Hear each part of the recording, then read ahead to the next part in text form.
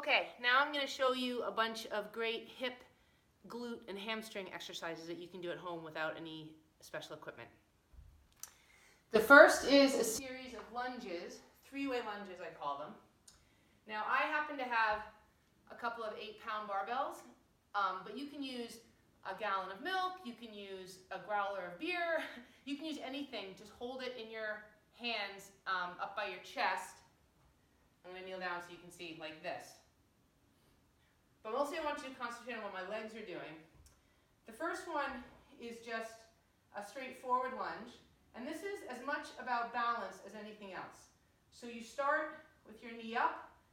You want to really make sure that your back is straight, that you're stretching up through your entire spine. I like to think of a string connecting down through the top of my head all the way down to my bum and pulling upwards. So this is a stability part. Lunge and back up to stability. And when you get back up to stability, you want to hold it here for 2 seconds. Lunge, back up to stability. You do 10 that side, and you do 10 the other side. Lunge, back up to stability. And back up to stability. So that's the first set, 10 each leg. The next is our sideways lunges. Same thing. You start with your knee up in stability, lunge sideways, back up to stability. Sideways, back up to stability. And you do those both sides.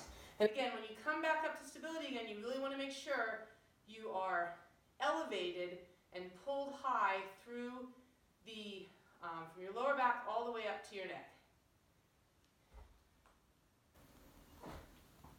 Back up to stability. Back up to stability.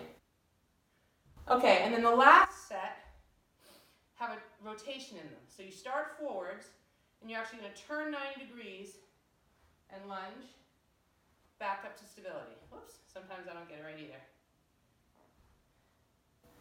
And back up. Holding when you get back up again. And same on the other side. Up and back up to stability.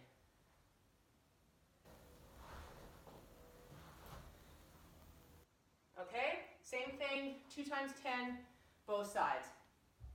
Then when you've completed those three-way lunges, if you have a therapeutic band, you can get these almost anywhere. I happen to have a green one, tied a little knot in it. Those go around your ankles. We call this band work. And the first thing that you're going to do is straight legs. Really keep your legs straight. You're going to feel this all through your hips right here. I'll back up a little. And you're trying not to rock. It's all coming from that kind of hip and glute. And you go 15 steps in one direction and then 15 steps in the other direction. Straight legs. Nice upright posture. And then when you've done 15 in each direction, then you get into more of an athletic stance. And you are keeping your knees bent like this, nice wide steps. Same thing, 15 in one direction, 15 in the other direction. You should feel this all through here. And then after you do that, it's monster walks. I'll do this from this way so you can see better. Nice wide stance, toes pointed slightly out, and you're taking small but really deliberate steps like your Frankenstein. You go forward 15 steps, backward 15 steps. So that's the fourth band exercise. And then the final one is, again, you get back into the athletic stance again, hands on your hips, nice upright posture, and you're just doing taps. Like this, keeping this side totally still. It's balance, it's strength. And once you've done 20 on that side, you switch, you do the other side. And this will be great for strengthening your hips, your glutes, your hamstrings, some quad work, etc. So those are one is runner's touch. With this one, again, you want to think about that string pulling up from your belly button or maybe your coccyx all the way up through your head. You lift one knee up as if you're taking a big stride as a runner, and then you lower down, but as you go, make sure you keep your lower back nice and straight. Through your thoracic, you want to keep that nice and straight. If you start to collapse and try to touch the floor, that completely negates the point of the exercise. So keep it nice and straight, and then back up and down. Again, you're not necessarily trying to reach the floor, you're more just trying to keep that body straight. You're going to feel this through hamstring, you're going to feel it through your glute, you're going to even feel it a little bit on this side because that leg is extended straight out the back. And up.